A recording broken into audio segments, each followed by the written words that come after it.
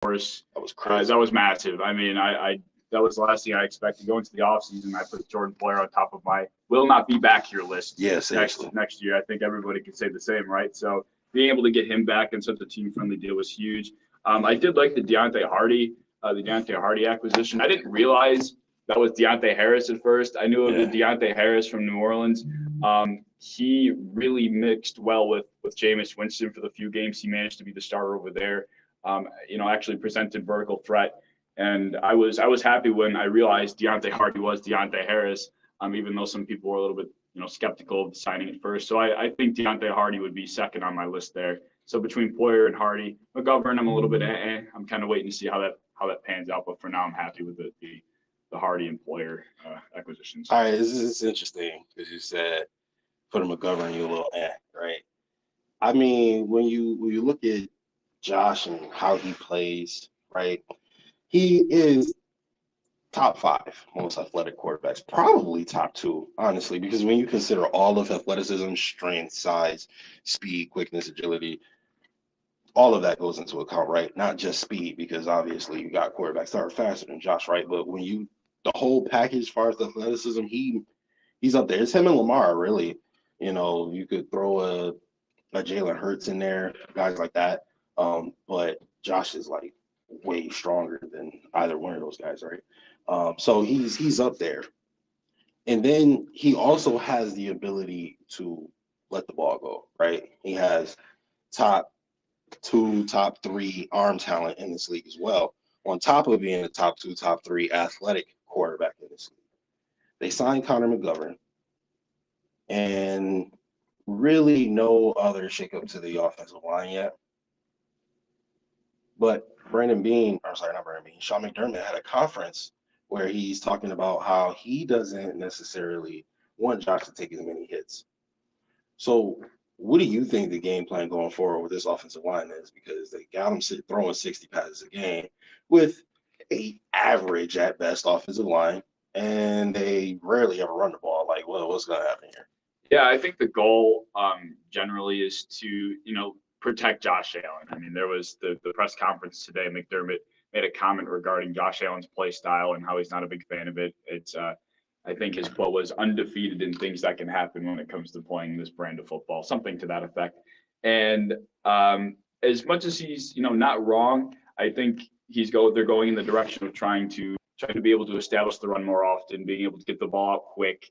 We saw shades of what this offense probably should have been looking like for the entirety of the season throughout the first 4 weeks. I thought the Rams game, week one, our offense it had a couple of missteps here and there between a James Cook fumble, Isaiah McKenzie bobbled the ball, which got picked. But otherwise, I mean, it really looked like that was the peak of our offense, as kind of sad as that may be to say out loud. But that was the type of offense I think they were gunning for, getting the ball out quick. Josh was pinpoint accurate, being able to kind of pick apart a defense. That was what I think the goal was, and I think that's the direction they're heading. So, all right. I mean, when you look at it, yeah, we are building this roster where I say it. Brandon Beane is 6-0, or I believe this is his sixth off season. But as far as going into the season with a Super Bowl contending roster, which is all you can do as a general manager, right? You can put your team in a position to win, and the rest is kind of up to the coaches, right? And I feel like Brandon Beane has done that year after year after year after year. And even when we weren't Super Bowl contenders, he turned us into more viable playoff contenders, right? So I don't feel like Brandon Beane is the or even a problem. Now you can look into hindsight and you can say, well, you never did this or you never did that. Yes, I understand that. But if you have everything, then there will be 32 perfect teams in the league, right? Yeah. So I feel like relative to what is expected of all 32 coaches on an average basis, Brandon Beane is at A plus plus, right? So looking at Sean McDermott and his coaching staff, doesn't really seem like they've been able to necessarily be able to get it done in the biggest moments. And a lot of people have kind of used that as a way to justify the Bills needing another superstar talent on the offensive line because people are throwing everything at Stephon Diggs. And once they do that, it's kind of like, who's gonna now step up and make a play? And it doesn't really seem like the guys are. It's like in basketball, some guys can create their own shots, some guys can't, and it almost seems like some guys can't create their own opportunities unless Stephon Diggs is eating it up, and then they start worrying about him, and then they, what I mean. But even then, if they take Stephon Diggs away, it seems a little hard for other guys to create opportunities for themselves. So a lot has been said about the Bills going after another superstar offensive player, whether that's a running back. We've heard rumors of Saquon Barkley last year, Derrick Henry, Dalvin Cook. We've heard Ezekiel Elliott, right? And now we're hearing a lot about these wide receivers, right? I don't think it was yesterday, where I woke up and DeAndre Hopkins is trending, and everybody's talking about Brandon Beane is going to go get DeAndre Hopkins, and I don't really understand where that came from and why it like flooded Twitter at the time that it did. But what do you think about the Bills, quote unquote, needing another superstar offensive weapon? And who do you think that could be? Who do you hope it'll be? Yeah, I mean, that's a good question. Who do I hope it'll be? That's somewhat something that I've debated, over and over again to myself, and I really don't have an answer. But I do think the simple fact of needing another superstar, I think that's a need.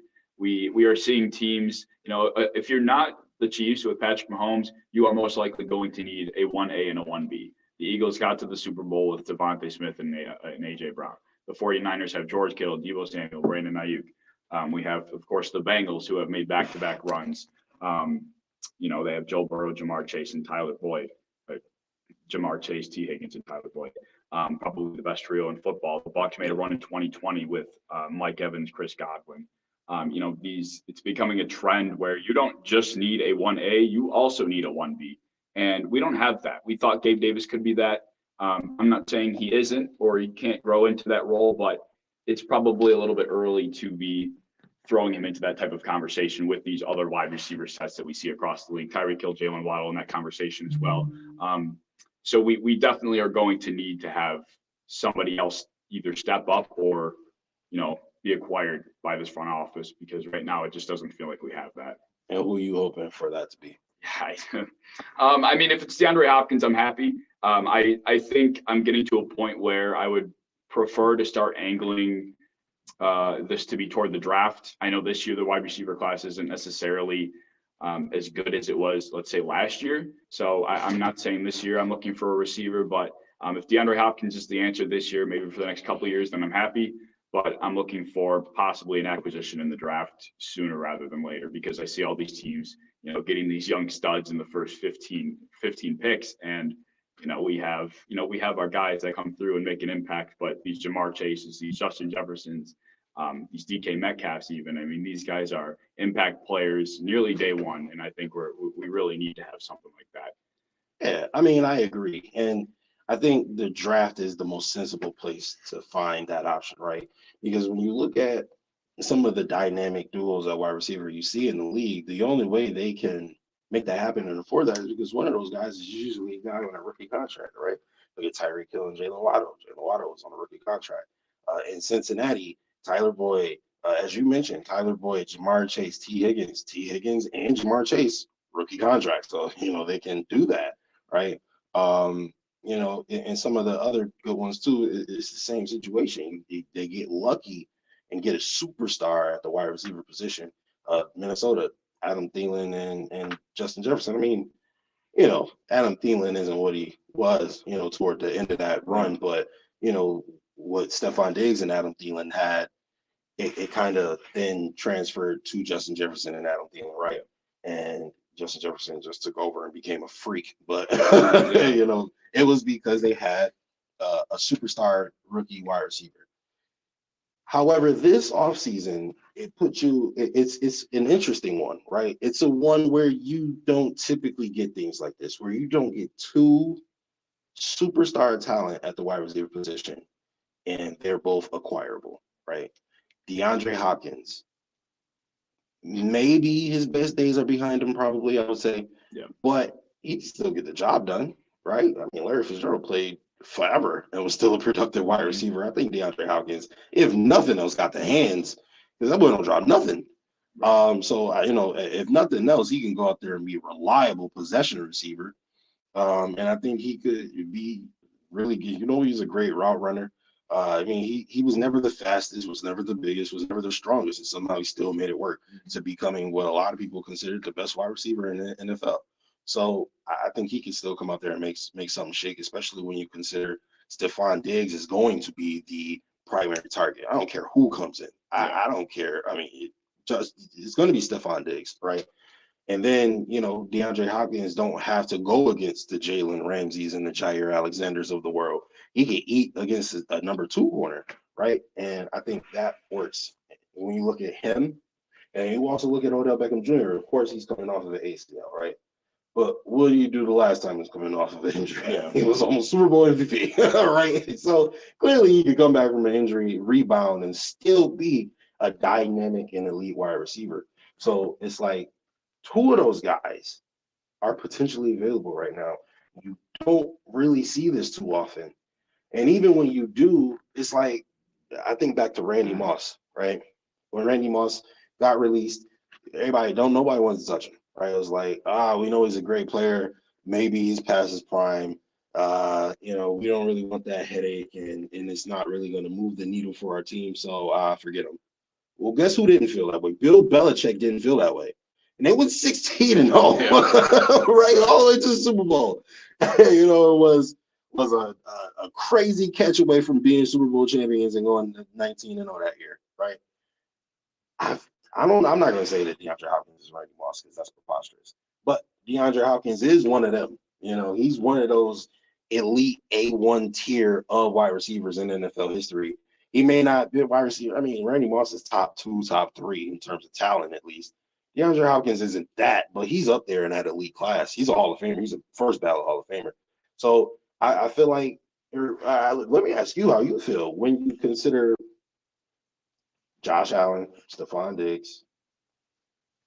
Do you think that maybe a Odell or a DeAndre Hopkins could come in and have one of those, I'm still here, type years with the Buffalo Bills? And I mean, yeah, let me ask you that. How do you feel like one of those guys could come in and do that? Yeah, I think DeAndre Hopkins a lot more so than Odell, just for the simple fact that I am worried about the way he could rebound. I mean, one ACL is one thing, two is a whole nother thing. So I feel like DeAndre Hopkins is definitely, the guy between the two that could have that type of impact. And I mean, to be honest with you, he really didn't fall off per se with Arizona. I mean, he dealt with injuries, he got suspended for 6 games. He had poor quarterback play, at different points. So, I mean, he really was extremely productive when he saw the opportunity in Arizona. And, there really, in my opinion at least, were no signs of a fall off. It's not like he was dropping balls or he wasn't getting separation. I mean, this dude was still playing at an extremely high level, and I don't expect there to be any difference in his play wherever he goes off to, barring some external circumstances affecting that. So I think DeAndre Hopkins would be the guy between the two for sure. Okay, I mean, DeAndre, that's a guy who, you know what I mean? Like when I look at Odell Beckham Jr., I'm like, that guy is a superstar and he knows it, right? He knows he is coming in and he knows he's going to be the best player on the football field every time he steps on the field, right? DeAndre Hopkins Odell Beckham is going to like tell you. He's gonna put in he's gonna chant about it and make a TikTok about it. Type, you know what I mean? Like that's the type of guy he is, right? DeAndre Hopkins ain't gonna say a word to you. He's gonna come out there, moss you, look at you, and show you I'm better than there's nothing you can do right now, right? And I don't know, I like that silent assassin type. You know what I mean? I like that, because that's how I am, right? I'm talking to him, just keep doing what I'm doing. You want Stevie? You know what I mean? That's how I feel, right? So. That flashy, I get it, I like it, you know what I mean? I would love to have Odell Beckham Jr., but I gotta go roll with you. I think having the last, just looking at how players develop in the NFL, it's almost safe to assume, Tom Brady being the outlier, obviously, it's almost safe to assume you're going to be getting the last 2 to 3 good years of DeAndre Hopkins in these next couple of years, right? I would love to have him in Buffalo. Because he is past his prime. So re-signing him isn't going to break your bank, right? And And then he's also still got that dog in him. And now he doesn't even have to be the primary receiver with it, right? So I would love for that to be in Buffalo. Odell Beckham Jr., I do personally feel like he's going to bounce back and still be great dynamic receiver, right? But he's not going to be here for the long haul. We can't afford him, right? He's still going to get that second big contract. He's still going to get that. That's going to happen at some point. He just has to stay healthy for a season. Because once he does that, and if he performs to the best of his ability, he's getting paid because he's Odell, right? DeAndre, I feel like I said, I feel like it's a little different, and I feel like he might be something that we could afford, especially when you consider what he played in Houston and he played in Arizona. He never won nothing. Now to be on championship contender is something that I think would be really dope for him, and he'll make some sacrifices. But we're going to go ahead and take us a little break, pay these bills real quick, and we'll be right back with more WFO Sports. From the east side to the west side. It's my first time hosting it. Yeah. It's your first time doing it? Hosting it. Yeah. You're doing good. Thank you, man. Yeah, you're doing really well. I got us up on fan base. Want you to join us and the But yeah, man. All right. at the annual Easter egg hunt, Saturday, April 8th from noon to 3 p.m. I want to get into like Easter egg hunt, offense versus defense in terms of wedding hop contest, coloring contest, prizes, what games, and fun is more activities. important coming up. You know what I mean? Yeah. Saturday, April 8th from noon to 3 p.m. at Mount Olive Baptist Church, 701 East Delaware Avenue. Come have some fun at the WUFO Easter egg hunt. Details on power965radio.com. Buffalo Medical Group Senior Health Coach Dr. Kevin Lyon. I love coming here. I love it. We do Sundays, Mondays, and Wednesdays. We don't move as quickly or smoothly as we used to. You might be having more trouble twisting off that jar lid. I need a chair like this, man. He got the good chair. We got all of that. And while there's no single cause, there are. Oh, well, how'd you get that chair? I don't know. Dog, that is never there, bro. Honestly. I'm gonna hope that's there. Some relief options include nutritional supplements or injections. You got anything poppy in mind you want to go to? I might hit a side changer or two, but nothing's down. Senior Health Focus from the Buffalo Medical Group. So, just like I said, what's more important? Offense, defense, focus on the draft. Learn more about our full continuum of care by visiting BuffaloMedicalGroup.com. Me too. There are 3,000 jobs in advanced manufacturing available in Western New York. I wonder if we do $30,000 a year. Launch your career by Justin. training in a brand new facility located at 683 North of Dallas. To start, consider pre-enrollment session held every Do you know what Tuesday she's saying? Gotta call it. or Thursday at 4 p.m. To learn more, visit NorfolkWTC.org or call 436-3229. Norfolk Workforce Training Center has training all they need. Join us for an anointed experience with the 7 last words of Jesus inside the WUFO studios on Good Friday, April the 7th, starting at 1 p.m. The anointed and powerful women of God are coming together to bring a word of deliverance. The entire fivefold ministry will be represented. Don't miss this. The 7 last words of Jesus on Good Friday at 1 p.m. Starting out in prayer with our matriarch, overseer, Reverend L.G. Young. Also, we will be enjoying Pastor Darlene Sari, Pastor Bertha Brinson, Bishop Stephanie Morris, Evangelist Heather Peterson, First Lady Tanya R. Morris, Evangelist Christina Rogers, and Pastor Rhonda Henderson. Host facilitator Dr. Anita O. Williams, a.k.a. Razor Sharp. Special remarks from Mrs. Sheila Brown. Don't you miss the WFO 2023 edition of the 7 last words of Jesus. You will also be able to call in for prayer. 716-834-1080. That's Good Friday, April the 7th at 1 p.m. right here on 610 AM WFO at Power 96.5. From Bailey Ave to Maine and Michigan, from the east side to the west side, from North Buffalo to South Buffalo, we are the legendary Mix 1080 WUFO and Power 96.5, Power965radio.com. A blend of R&B with your favorite throwbacks. What's going on, everybody? Welcome back to WUFO Power 96. I'm Justice General. We in the building, and we got the lovely Miss Anita on the ones and twos. In the booth, we got Caveman, Michael Lisman. We got a caller on the line. Caller, what's going on? Hey, what's going on? What's going on? My name is Fred. Hey, I'm seeing that we talking about wide receivers, and I want your thoughts on this. When we're talking about bringing in wide receivers, we also got to consider the conditions that we play in. Now, there's a wide receiver that nobody seems to want to talk about, who is available, Martavis Bryant, who's playing the Pittsburgh Steelers. He's still a dog. He got bad reviews. However, he's the kind of person that I think the Bills should take a chance on because, again, he was one of the top 5 wide receivers in the league about maybe 4 or 5 years ago. You know, so I would think that a person like that who plays in cold weather conditions can benefit more so than Andre Hopkins that they're trying to bring up there. So I just want to throw that out there as something that, you know, we should be kind of like thinking about because, believe it or not, young man still runs from 4-4.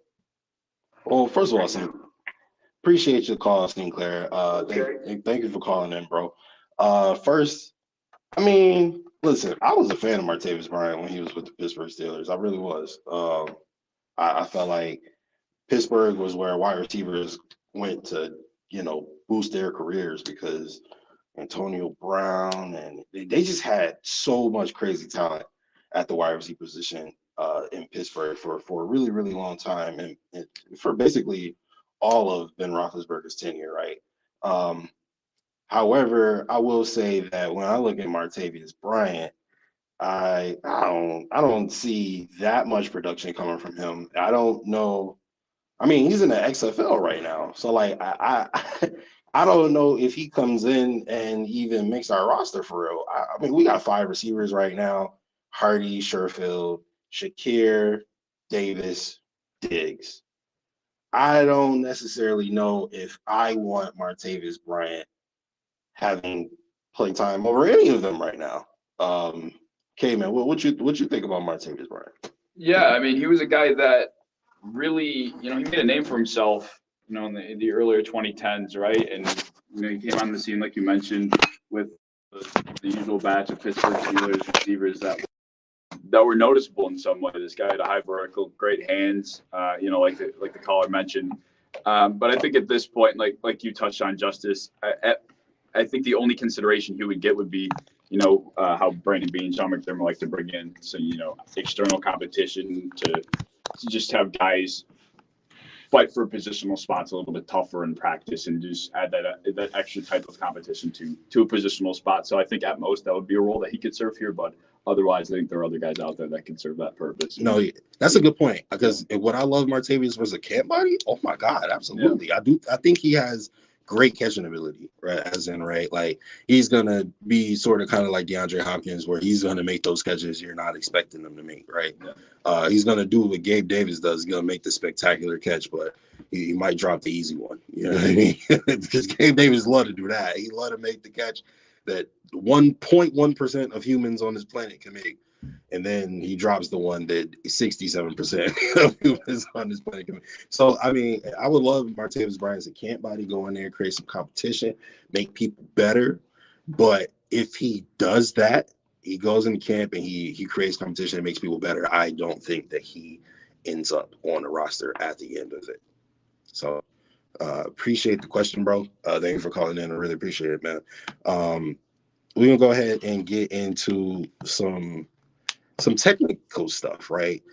Looking at the offseason, thinking we were about to lose all of our players, but we ended up getting most of them back. Like really, like all but Devin Singletary and Tremaine Edmonds are the only 2 massive losses, right?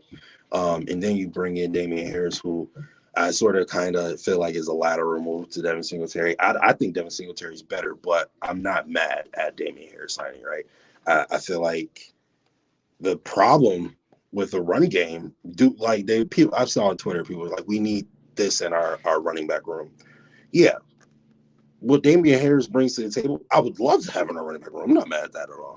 But I don't think that it wasn't that like we needed something specific to come out of our running back room. I think we just needed to run the ball. Like, we didn't run the ball. Devin Singletary averaged almost 5 yards a carry. James Cook did average 5 yards a carry. And they just didn't run the ball. So when I look at Damian Harris, I say, yes, I like his talent. Come in, bring that to our team. Like, I hate that you even give the Patriots a chance when we play y'all, because they don't have a chance until Damian Harris runs 65 yards down our defense, right? But you bring that to Buffalo. If nothing else, you take it away from the Patriots. I'm happy about that, right? And I do love what he brings. I need to see them run it with him, though. You need to actually utilize his talent and his abilities. You know what I mean? So that's really where I'm at with that. So again, like I said, looking at the offense versus defense, I thought we was going to lose a lot of people. We end up bringing back everybody. Like, we still got, look at our secondary. Micah Hyde and Jordan Poyer are back. The best dynamic duo at the safety position in the NFL is back, right? Tre'Davious White, a top 5 when healthy cornerback in this league, is coming back. You got Dane Jackson, who was not bad, okay? He's bad at the point of attack, where, you know, at the highest point in catching the football, he's bad at that. But everything else is good. Like, I swear to goodness, I said this last year, I've never seen so many wide receivers make spectacular catches on a single quarter. Like, he be glued to these receivers, yo. And then, you know, out of nowhere, they just, like, go up and grab it. I'm like, oh, my God, he got embarrassed again. But, like, he is sticky in coverage. He's a good covered corner. Just got to get better at the point of attack. But then you also have Kyrie Elam, who is your next Tre'Davious White, right? And then you also got Christian Benford, who is a happy I don't want to say mistake, who's a happy coincidence, right? You got another dynamic corner that could be elite in this league, right? So secondary, we good. And then I ain't mentioned Teron Johnson, right? Secondary, we good. Linebacker, we got all pro and Matt Milano. So, okay. Defensive line, Von Miller not be back probably till middle of the season, and then we'll still be playing on an injured ACL. Defensive line is shaky at best. When I look at the Bills, how they're structured, I say you have the most talented, the most physically talented, if not overall talented quarterback who has ever stepped foot on a football field. This guy can do anything. Why not overload him with options, right? Why not say, Josh, it is impossible for you to mess up right now. You can literally dump it off to somebody, or, you know, I'm thinking, like, why not go out there and get supreme talent and just surround it with Josh? Especially when you got Leslie Frazier not coming back. So we're going to see what that defense is really talking about now. You know, people do like to kind of get on Leslie Frazier a little bit, and some of it was warranted for sure. But, I mean, he was top 5, top 10 for most of his time here. So, I mean, it was doing something right. They just couldn't really get past the elite talent, which makes sense because they didn't have elite talent on defense. But yet you're paying all this money to this defensive line that produces nothing without the star player. So I said, give all of your resources to the offense. Keep playing that bend don't break defense that you were going to play anyway. Whether you had, you know, Aaron Donald and Khalil Mack and the Bosa brothers, you were going to play that anyway. You're going to play the bend don't break defense, right? So just play that, you know, and then send all your resources to the offense where you can score more points. So what is your philosophy in terms of what the Bills need to do to kind of get over the hump here and win the Super Bowl, Caveman? Yeah, I'm thinking along the same lines you are. We're heading toward a state in this league where offense wins championships. I know in theory defense wins championships. It's the saying that we've been saying for years now.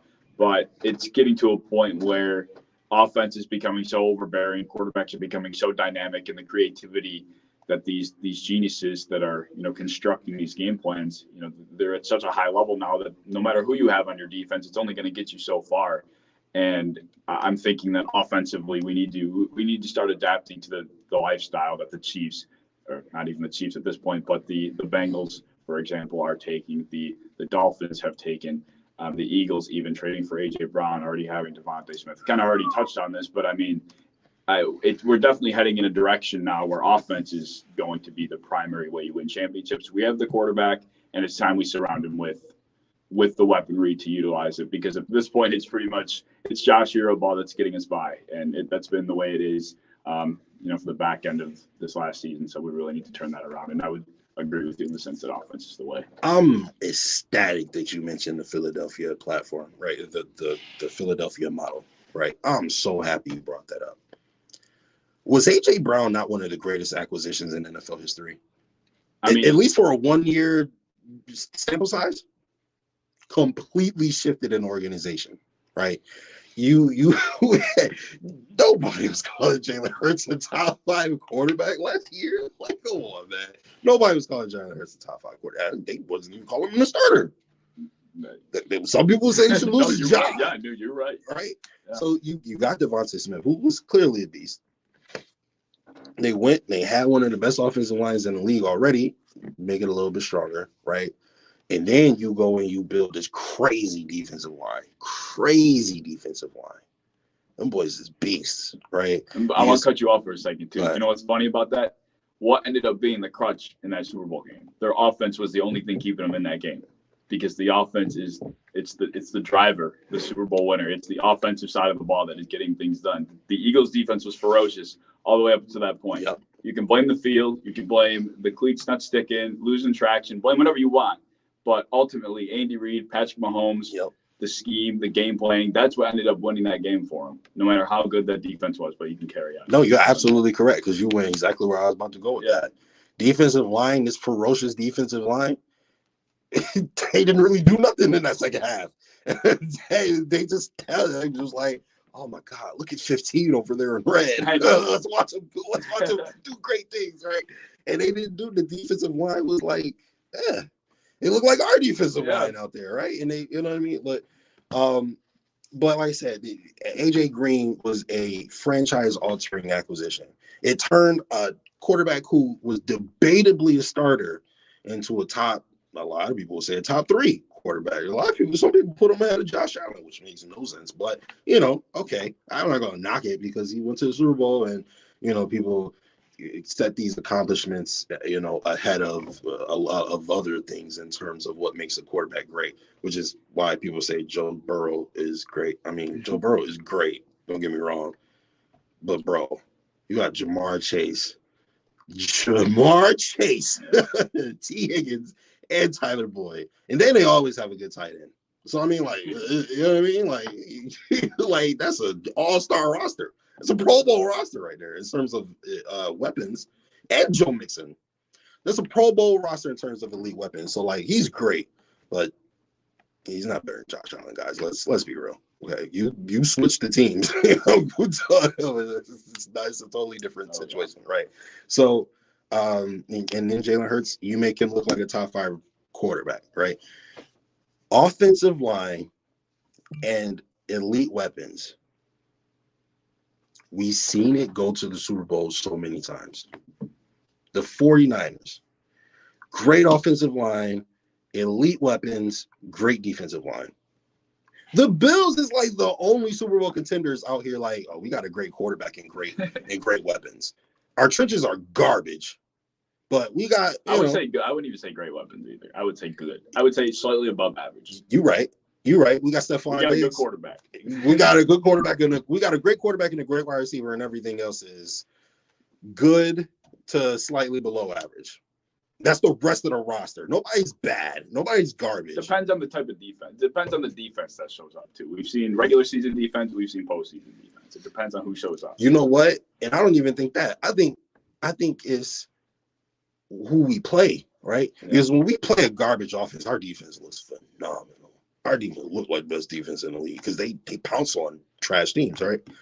But then when we play a good team, they get a little scared. They get a little timid, right? And they start playing like 7 back in the zone, right? So, I mean, that's what they play for the most part, right? They play 7 deep and we're going to rush 4. And sometimes they'll play 8 deep and we'll rush 3, right? And then they just kind of be like, we're not going to get any pressure on you because our defensive line is not like that. And then we're just going to drop more back into zone and kind of force you to Swiss cheese our defense, which people do quite easily sometimes, especially the great quarterbacks. Which kind of brings us to our next topic. We talking about the AFC East, and I mean this division looking spooky, right? It looking pretty good, right? A very interesting game last year for all Bills fans was the Packers game, right? Halloween. It was very scary how our offense looked in the second half, and then for the rest of the season. I think that was the start. That was after that half, after the first half of that game. That was when it kind of trickled downhill a little bit. It was spooky. It was spooky how that happened, right? But we played against someone, a pretty good quarterback. Yeah, he's all right. Number 12 over there in Green Bay. He's okay. Maybe one of the best ever. We'll see. We'll see what he does. And that team, I mean, the second half, it felt like they kind of gave up, or at least not gave up. They was like, we're not going to win the game throwing the ball here. And we got to run the ball, and that's what they did. Now, Aaron Rodgers cannot run the ball. So I don't care about that. But what I do care about is what Aaron Rodgers was doing when he was playing, which is not very much versus our defense, right? And so that same guy took all his little buddies that he couldn't do anything with, and he brought them to New Jersey, and he's not even officially there yet, but presumably he's going to be a New York Jet by the end of the offseason. So between let's go one by one, right? Talk about the Jets. They had a pretty good thing going anyway. Robert Saleh looks like a really good coach. He does. Their GM actually looks really competent. They making pretty good moves. They've drafted extremely well, offensive and defensive rookies of the year, Sauce Gardner and Garrett Wilson. Right? I thought Mike White looked really good. I was actually afraid of Mike White a little bit. They got rid of him, thank goodness, because I thought he could have possibly maybe been the future. He reminds me a little bit. He got that Brock Purdy in him, right? Yeah. Where it's like, who? And then it's like, oh, you know what I mean? And boy was out there with what it looked like broken ribs. And every time he dropped back the pass, I had a little fear in my heart. I'm not gonna lie. That one game, I think it was the second game. Yeah. So I'm glad they got rid of him. But I'm waiting to see what they trade for Aaron Rodgers, because if you're gonna mortgage your future that was already looking bright for a guy who's only gonna play 2-3 more years, I'm fine with that.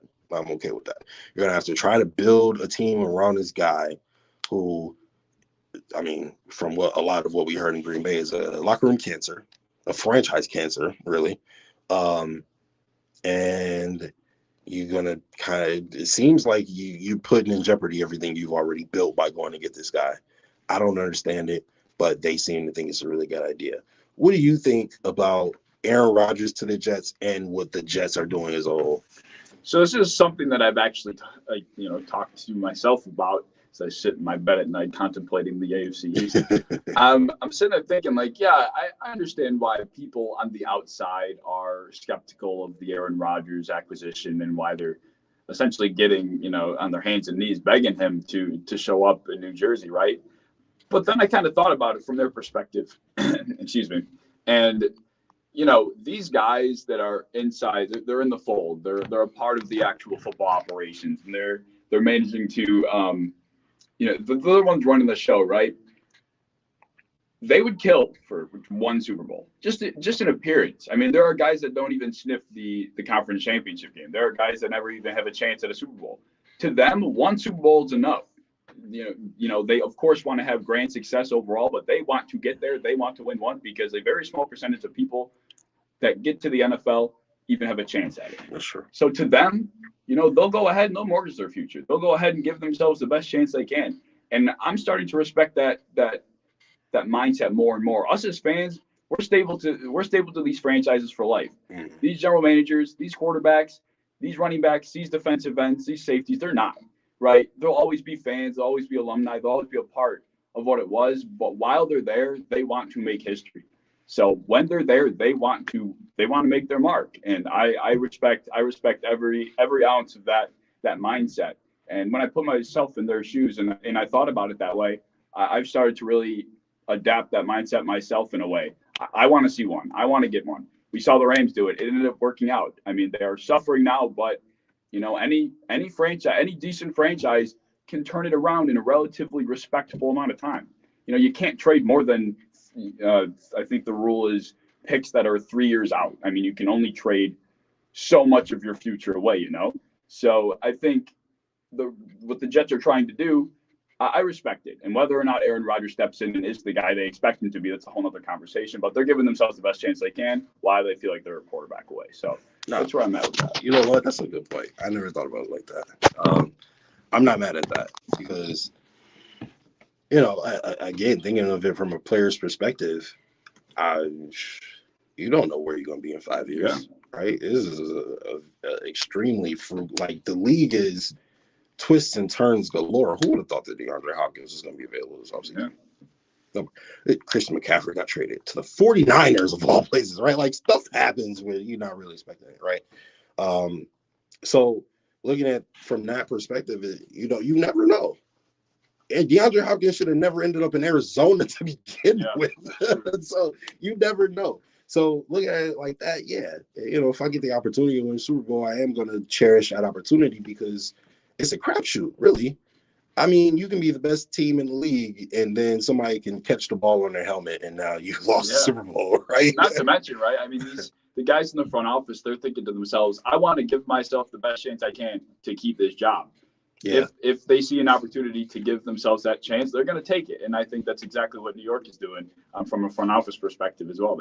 They're fighting for their job. And this is the way they feel like is the best to go about that. Now, you know what? That's a fact. I despise it a little bit less. Shout out to Spin in the comment section, of course. He says the Jets are QB shy of being legit wild card contenders. And I agree. Legit wild. I mean, depending on the Aaron Rodgers they get, they could be a little bit more. I mean, I wouldn't be shocked. Ooh, a little bit more. What's the Jets ceiling this year if they get Aaron Rodgers? The Jets ceiling, I would say, I mean, ideally a Super Bowl is their ceiling. So whether I think that's realistic or not, no, but still, I think it's something there. All right. We got a caller on the line. Oh, hey, we got the boss man in the building. We got Mookie Hawkins. Finals anyway, right? Oh, you mean for the camp? No. Mookie. Mookie. I think Mookie talking to somebody.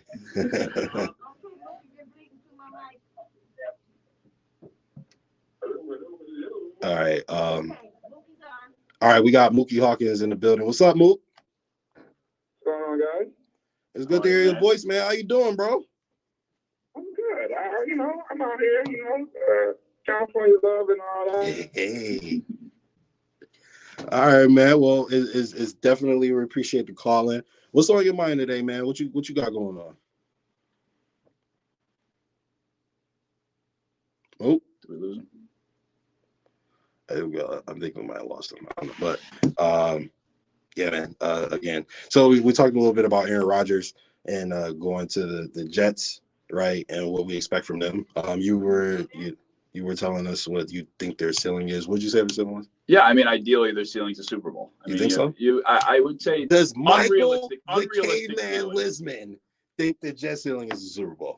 I mean, why wouldn't it be? I mean, if we look at what they did they truthfully were a quarterback away from being legitimate AFC contenders. I mean, that position's so sacred, it was dragging them down. I mean, even just the thought, like you said, the thought of Mike White struck fear in your heart. Yeah. I mean, the thought of a not washed Aaron Rodgers should strike the fear in the heart of everybody, Garrett Wilson struck a little fear in my heart. Yeah, me too, man. I mean, Garrett Wilson's for real. I mean, that dude's borderline top 10 already.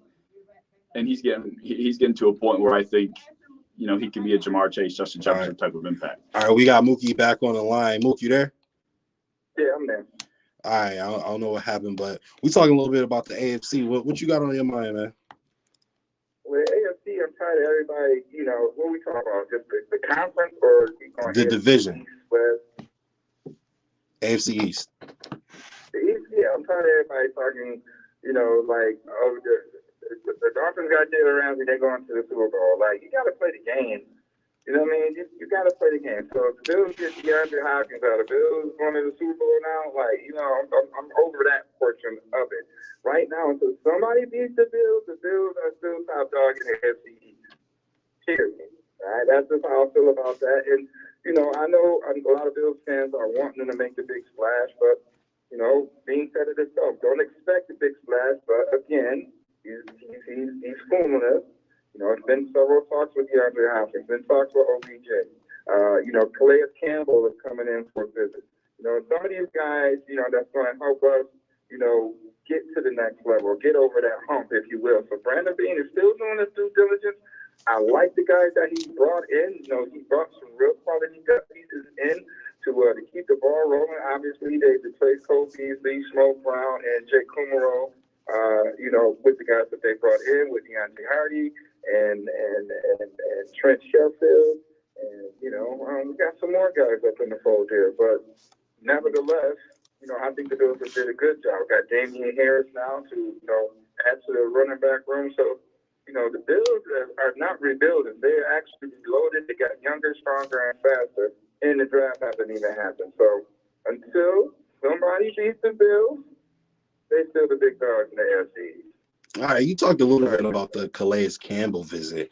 Now, Mook, we talk about it all the time. I mentioned how I feel like Ed Oliver is a little small. And even if he is a good player, he needs a massive body next to him in order to be productive, right? When you think about Calais Campbell, what could he bring not only on the field, but to the locker room as well? Well, you're talking about a guy that was, man of the year. That's what you're bringing into your locker room. A guy like Calais Campbell, you're bringing that into your locker room. So you got a man of the year. That just speaks volume in itself. And obviously he's a hell of a player, even though, he's up there in age, but we need somebody as big like that. 6'8", 330. It's going to take a mountain of guys to move him. He's going to demand a double team. And that's what Coach McDermott needs in his scheme to make it successful. He needs a guy that's going to demand a double team. So Von Miller, Greg Rousseau, the D-tackle next to him, whether it's Ed Oliver or Daquan Jones, they keep.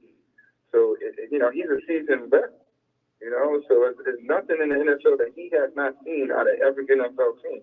So you bring in that veteran, you bring in that leader, you bring in a guy that's going to love the community. You just get an all-around professional in Calais Campbell. Absolutely. But you stay right there, Mook. We're going to keep you on the line a little bit, chat a little bit more about the AFC East. But right now, we're going to take a little quick break, and we're going to be right back with more WUFO Sports. From Bailey Ave to Maine and Michigan, from the east side to the west side, from North Buffalo to South Buffalo, we are the legendary Mid-City WUFO and Power 96.5. I'm not even pretending radio. It's like I said, it's my first time hosting. Yeah. I come, I just talk, and I be the most what I do, yeah. Mook, you still there? I wonder if he got cut. I wonder if he just kind of sits on the line. I wonder how that works. Yeah, me too. I kind of want to. So, when I come here, a lot of times there's this dude named DJ Ready Rock, and he's here most of the time when I come. So I kind of want to ask him if he could teach me how to DJ a little bit. 866 NY quits. That's 1-866. Yeah, he's usually in there. 8487. Brought to you by Erie Niagara Tobacco Free. Shout out to y'all in the chat. Thank you for tuning in, guys. Really appreciate it. My guy Caveman came through. Man, he helped the brother out. And it was cool to, give him a look. Because, hey, man, he's a talented dude, man. Y'all, actually, right now, while y'all wait for us to go back live, go to YouTube right now. Right? TheCaveman. All right? Click Caveman. Type it in right now. Click subscribe and watch every single video.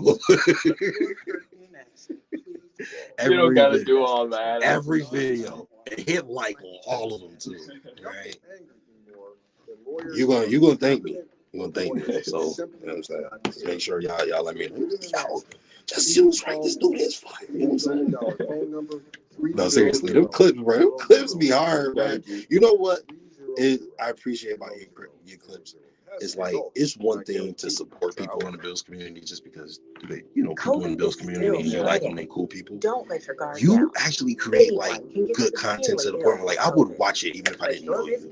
You know what I mean? And that's like the cool thing I love about seeing you pop up on my Facebook page. Like and like your voice inflection, how you edit it, bro. It's good quality content, bro. Yeah, man, it's fire. Absolutely. Make sure I go check that out. COVID vaccines, including your booster. This is definitely a new pair. It's booster. live show, but like Tune kind of in not. to You know More what I Than mean? That It's a different feel. weekend or wherever In person, you I like the listen in to person podcasts. aspect of it a little This bit. episode of More Than That is brought to you by Kroger, making fresh food more Help me out. I accessible don't know for if I can our host this. I don't communities. know. Kroger, fresh for everyone. From Bailey Ave to Maine and Michigan, from the east side to the west side, from North Buffalo to South Buffalo, we are the legendary Mix 1080 WUFO and Power 96.5. Power965radio.com. A blend of R&B with your favorite throwbacks. What's going on, everybody? Welcome back to UFO Sports, WUFO Sports, excuse me. I am your host, Justus General, super producer for Buffalo fan base. Hey, Mookie dubbed me with the super producer, so now I could call myself that. That's pretty cool. All right. We got the lovely Miss Anita on the ones and twos, and we got my main man, Michael, the Caveman Lisman, in the building. Content creator, YouTube, podcast, live shows, he do it all. Make sure you guys go to YouTube and check out the Caveman. Type that in. You know what I'm saying? Give him a little bit of your support, and thank you for coming through, bro, of course. But we talking about the AFC East still. We talked about Aaron Rodgers a little bit. We had Coach Mookie Hawkins on the line, and he talked a little bit about the Dolphins. And so now me and K-Man are going to talk a little bit about the Dolphins as we begin to wrap the show up here. You look at the Jets, we talked about it, and they could be a contender, right? K-Man said their ceiling might be Super Bowl, right? When you look at the Dolphins, Jalen Waddle, we talked about it. They're one of them teams with that rookie superstar wide receiver combo with another superstar wide receiver in Tyreek Hill and Jalen Waddle, right? They always have a good running game no matter what. Tua looks legit. He looks like a legit quarterback, if nothing else. I'm not going to sit here and tell you he's top 10 because, they went on a 5-game win streak and people started anointing him. And then he went on a 5-game losing streak. So what happened? So I'm not going to sit here and say he's, great or anything like that. But he is, if nothing else, a legit starting quarterback in this league. They go out and have Jalen Phillips, defensive lineman out of Miami. They've got good talent all over the place. This is one of the best rosters in the NFL. And then Javon Holland, I hate him because he played for Miami, but he might be one of the best safeties in the league for real. That boy is good. Byron Jones is gone, but Xavier Howard's coming back. And then they go out and they get Mr. Jalen Ramsey. Of course, we know Jalen Ramsey. He's been that boy for a long time. First in Jacksonville with that defense, it was one of the best defenses ever. Then he went to LA Rams and won a Super Bowl with them. Him and Aaron Donald, just that alone is crazy, right? And now you go to Miami. He's never played for anything but great defenses, and he only makes them better. So when you look at Miami, how much of a threat are they to the Buffalo Bills, and how much are they a threat to the Chiefs? I think they rep a lot of fool's gold. I got to be honest. I think between the Jets and the Dolphins, I'm a lot more intimidated by New York than I am Miami, simply because I think the Jets they're being built a lot more organically, regardless of who they might acquire a quarterback. I think the talent they have, I guess going back on the point of being organic, they're not just popping a bunch of superstars everywhere and hoping it gels together. They're building something. They've drafted a bunch of their key pieces. Robert Saleh's done a good job laying the foundation. And, we're in Miami, right? There's a question mark at the quarterback position, whether people like to admit it or not. They're just kind of plopping pieces around, hoping it's all going to work. They acquired Bradley Chubb at the deadline. That was supposed to be their big move that was going to, really kind of push them forward. He was essentially invisible the second he got there. He was having an all right season with Denver prior. And then he gets to Miami, and the dude's essentially a non-factor. Bradley Chubb was supposed to be that acquisition. Jalen Ramsey, some may say, some may tell you he's not quite what he used to be. And although that might be true as far as his coverage ability, I still think Jalen Ramsey's all around one of the best corners at the line of scrimmage, tackling, helping in run support. I think he really has a leg up that over other guys. But long story short, I think Miami's just repping a bunch of fool's gold because they don't have the organic feel that I feel like is required to be a championship team. And I think it's going to be their shortcoming regardless of who they add and what their team might look like on paper. Dang, so what you're saying is the Dolphins is bought, not built?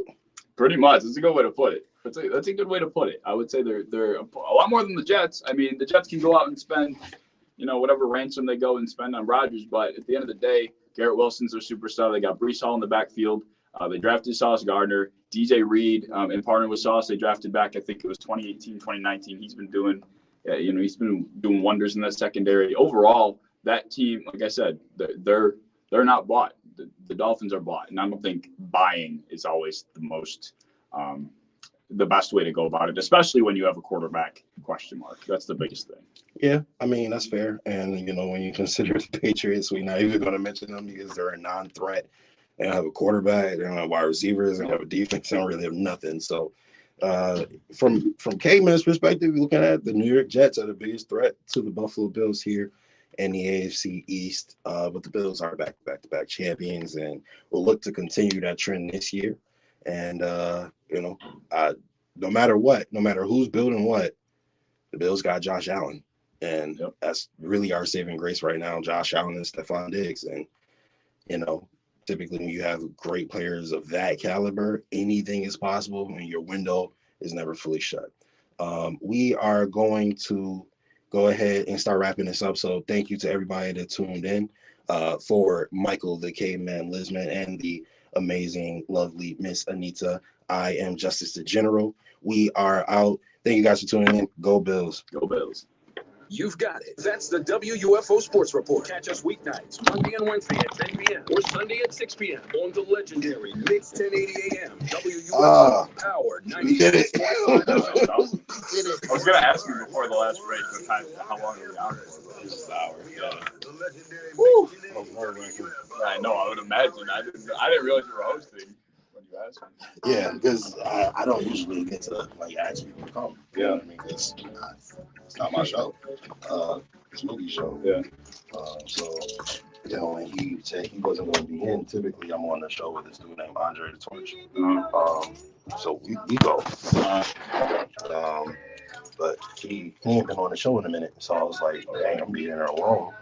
I was like, who do I know in Buffalo? I'm like, oh, my man Caveman. I'm like, yeah, for sure. Let me go ahead and see if he want to hop on the radio.